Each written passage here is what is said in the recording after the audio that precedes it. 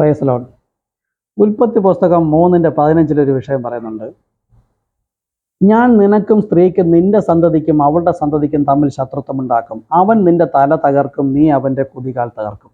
ഇത് ഉൽപ്പത്തി പുസ്തകത്തിൽ 3:15 പറയുന്നുണ്ട്. അത് അവൻ നിന്റെ തല തകർക്കും. സ്ത്രീയുടെ സന്തതിയായി ജനിച്ചത് അത് യേശുക്രിസ്തു ആണെന്ന് ഗലാത്യലേഖനം 4 നോക്കി അറിയാം. അപ്പോൾ യേശുക്രിസ്തു സാത്താൻ്റെ തലയെ, അതായത് അധികാരത്തെ തകർത്തു. കൊലോസ്യർ നോക്കിയാലും 3:3 അധ്യായം നോക്കിയാൽ അറിയാം.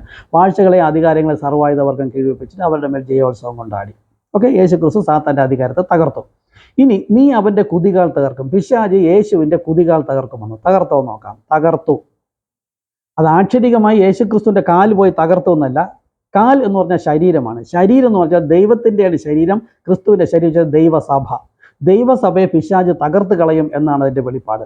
നടന്നിട്ടുണ്ടോ നോക്കാം. ഈ മുഴുവൻ സഭകളെയും പിശാച് തകർത്ത് കളഞ്ഞിരിക്കുകയാണ്. ദൈവത്തിൻ്റെ വെളിപ്പാടിലൂടെ അപ്പോസ്തല പ്രവൃത്തിയിൽ 2-ാമത്തെ അധ്യായം മുതൽ പരിശുദ്ധാത്മാവ് വന്ന് പഠിപ്പിച്ചതിന് വിരുദ്ധമായി പഠിപ്പിക്കുന്ന എല്ലാ സഭകളെയും പിശാച് തകർത്തിരിക്കുകയാണ് യേശുവിൻ്റെ കുതികാൽ. പക്ഷേ അതിൻ്റെ ഉള്ളിൽ ദൈവത്തിൻ്റെ ജനമുണ്ട്. ഞങ്ങളൊക്കെ അവിടെയായിരുന്നു, പെന്തക്കോസ്തിലായിരുന്നു. അവിടെ നിന്ന് വിട്ട് ദൈവത്തിൻ്റെ ശബ്ദം കേട്ടപ്പോൾ ഞങ്ങൾക്ക് അവിടെ നിന്ന് പുറത്തേക്ക് വരുവാനും ഇപ്പോൾ കർത്താവിൻ്റെ സഭയിൽ യഥാർത്ഥ ശരിയായ വെളിപ്പാടിലേക്ക്, യേശുനാമ സഭയല്ല, അത് UPC ഒരു ഗ്രൂപ്പുണ്ട്, അവർ ഞാൻ അനേകം വചനങ്ങൾ അവർ തെറ്റായി പഠിപ്പിക്കുന്ന കാര്യങ്ങൾ പറഞ്ഞിട്ടുണ്ട്. അതെല്ലാം അവർ തെറ്റായിട്ടാണ് പഠിപ്പിക്കുന്നത്. ശരിയായതിലേക്ക് നോക്കാം. ശരിയായതിലേക്ക് കേട്ട് വിശ്വസിക്കുകയും വേണം. അപ്പം ഞാൻ നിനക്ക് സ്ത്രീക്കും നിന്റെ സന്തതിക്കും അവളുടെ സന്തതിക്കും തമ്മിൽ ശത്രുത്വം ഉണ്ടാക്കും. അവൻ നിന്റെ കുതികൾ തകർക്കും. തകർത്ത് നോക്കുക. എഫേസ്യ ലേഖനം 4:4-5 പറയുന്നത്, നിങ്ങളെ വിളിച്ചപ്പോൾ ഏക പ്രത്യാശയ്ക്കായി, അത് മത്തായി 20:12 പറയുന്നു, അവൻ്റെ നാമത്തിൽ ജാതികൾ പ്രത്യാശ വയ്ക്കുക. അപ്പോൾ കർത്താവായ യേശുക്രിസ്തു നാമത്തിലാണ് ഭൂമിയിലെ മുഴുവൻ ജാതികൾ, യഹൂദനല്ലാത്തവനും യഹൂദനും എല്ലാവരും പ്രത്യാശ വയ്ക്കേണ്ട ഒറ്റ നാമം കർത്താവായ യേശുക്രിസ്തു. അവിടെ വിശ്വാസം വന്ന്, സ്നാനം വന്ന്, കർത്താവ് വന്ന്, ആത്മാവ് വന്ന്, ഉപദേശം വന്ന്, എല്ലാവരിലും കൂടി വ്യാപരിക്കുന്നതിനും എല്ലാവരും മുകളിലിരിക്കുന്നതിനും ദൈവവും പിതാവും ഒന്ന്. ഇവിടെ 3 ആക്കിക്കൊണ്ടിരിക്കുകയാണ് ഓരോരുത്തർ.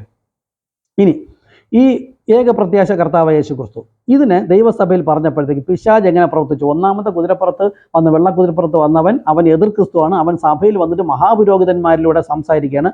അവൻ ഒരു ശബ്ദം കേട്ട്, ഇടിനാദം കേട്ട് തിരിഞ്ഞു നോക്കിയപ്പോൾ ഒരു വെള്ളക്കുതിര പുറപ്പെട്ടു. അപ്പോൾ ദൈവം സംസാരിച്ച ഉടനെ പിശാച് അവിടെ നിന്ന് പുറപ്പെട്ട് സഭയിലിരിക്കുന്നു. അവൻ ഇവിടെ വന്നെങ്കിൽ അവൻ്റെ ദൗത്യം രണ്ടാമത്. അവിടെയും ശബ്ദം കേട്ട ശേഷം പുറപ്പെട്ട് സഭയിൽ വന്ന് മൗനമായി ഇരിക്കുകയാണ്. അവൻ്റെ പ്രവർത്തിക്കണമെന്നുണ്ടെങ്കിൽ പരിശുദ്ധാത്മാവ് സംസാരിക്കണം. നോക്കൂ, അപ്പോസ്തലപ്രവൃത്തി 4:12 പറഞ്ഞു, മറ്റൊരുത്തനിലും രക്ഷയില്ല, നാം രക്ഷിക്കപ്പെടുവാൻ ആകാശത്തിന് കീഴിൽ മനുഷ്യർ നൽകപ്പെട്ട വേറൊരു നാമവുമില്ല.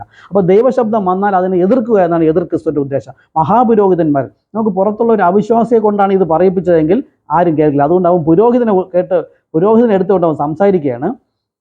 അപ്പോസ്തലപ്രവൃത്തി 4:17 എങ്കിലും അത് ജനത്തിൻ്റെ ഇടയിൽ അധികം പകരാതിരിപ്പാൻ യാതൊരു മനുഷ്യനോട് ഈ നാമത്തിൽ ഇനി സംസാരിക്കരുതെന്ന് അവരെ തർജ്ജനം ചെയ്യണം. പിന്നെ അവരെ വിളിച്ചിട്ട് യേശുവിൻ നാമത്തിൽ അശേഷം സംസാരിക്കരുത്, ആരോട് ഉപദേശിക്കരുത്. ഇത് ക്രിസ്തുവിൻ്റെ ഉപദേശമാണ്. അപ്പോസ്തലപ്രവൃത്തി 4:17-18 പറയാൻ പിശാച് ഉപയോഗിച്ചത് പുരോഹിത വർഗത്തെയാണ്, അവിശ്വാസിയല്ല. ഇതാണ് പിശാചിൻ്റെ തന്ത്രങ്ങൾ നിങ്ങൾ അറിയാത്തവരല്ലല്ലോ. ഇന്നത്തെ മുഴുവൻ സഭകളെ നോക്കുക, കർത്താവ് യേശുക്രിസ്തു നമ്മൾ സ്ഥാനപ്പെടില്ല. അവർ എതിർ ക്രിസ്തുവിൻ്റെ ഉപദേശമാണ് കേൾക്കുന്നത്. പരിശുദ്ധാത്മാവ് ലഭിച്ചുവെങ്കിൽ അവർ ക്രിസ്തുവിൻ്റെ ഉപദേശത്തിലേക്ക് വരും. നോക്കും, ഏക ശരീരമാകുമാറ് നാം എല്ലാവരും ഏക ആത്മാവിനാൽ സ്നാനപ്പെടുന്നതാണ്. ഇവരെല്ലാം ഏകാത്മാവിനല്ല സ്നാനപ്പെട്ടിരിക്കുന്നത്, വ്യത്യസ്തമായിട്ടാണ്. ദൈവസന്തതിയായ യോഹന്നാൻ 8:47 ദൈവസന്തതിയായവൻ ദൈവവചനം കേൾക്കുന്നു, ദൈവസന്തതി അല്ലാത്തവൻ കേൾക്കുന്നില്ല. 1 യോഹന്നാൻ 4:6 പറയുന്നത്, അപ്പോസ്തലൻ പറയുന്നത്, ഞങ്ങൾ ദൈവത്തിൽ നിന്നുള്ളവരാകുന്നു, ദൈവത്തെ അറിയുന്നവൻ ഞങ്ങളുടെ വാക്ക് കേൾക്കുന്നു, ദൈവത്തിൽ നിന്ന് അല്ലാത്തവൻ ഞങ്ങളുടെ വാക്ക് കേൾക്കുന്നില്ല. സത്യത്തിൻ്റെ ആത്മാവ് ഏത് എന്നും വഞ്ചനയുടെ ആത്മാവ് ഏത് എന്നും ഇത് ഞാൻ അറിയാം. പരിശുദ്ധാത്മാവ് പറഞ്ഞ, അപ്പോസ്തലന്മാരോട് പറഞ്ഞ സ്നാനം ഇവർ ചെയ്യാത്തിടത്തോളം കർത്താവിൻ്റെ കുതികാൽ, ആ ശരീരം ദൈവസഭയെ തകർത്തിരിക്കുന്നു. അതുകൊണ്ടാണ് അവർ മൂടുപടം ഇടുന്നത്. നേരത്തെ കുറേ വിഷയങ്ങൾ സംസാരിച്ചല്ലോ, അതിനെല്ലാം തെറ്റായി വ്യാഖ്യാനിക്കുന്നത്. അപ്പോസ്തലപ്രവൃത്തി 2:38 പത്രോസ് അവരോട്, നിങ്ങൾ മാനസാന്തരപ്പെട്ട് നിങ്ങളുടെ പാപങ്ങളുടെ മോചനത്തിനായി ഓരോരുത്തർ യേശുക്രിസ്തു നാമത്തിൽ സ്നാനമേൽപ്പിൻ. അപ്പോസ്തലപ്രവൃത്തി 2:38, 8:16, 10:48, 19:5 ഇവരൊന്നും യേശുക്രിസ്തു നാമത്തിൽ സ്നാനം ചെയ്യില്ല.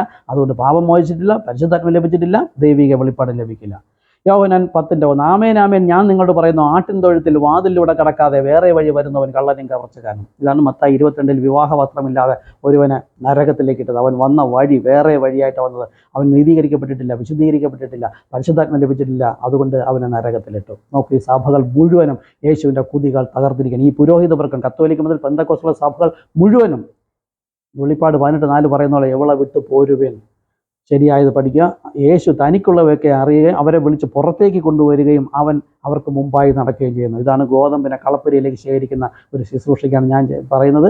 അന്ത്യനാൾ നിങ്ങൾ ഒറിജിനൽ സീഡാണെങ്കിൽ ഈ തെറ്റായ സഭകളെ വിട്ട് പുറത്തേക്ക് വരിക തന്നെ വേണം. God bless you.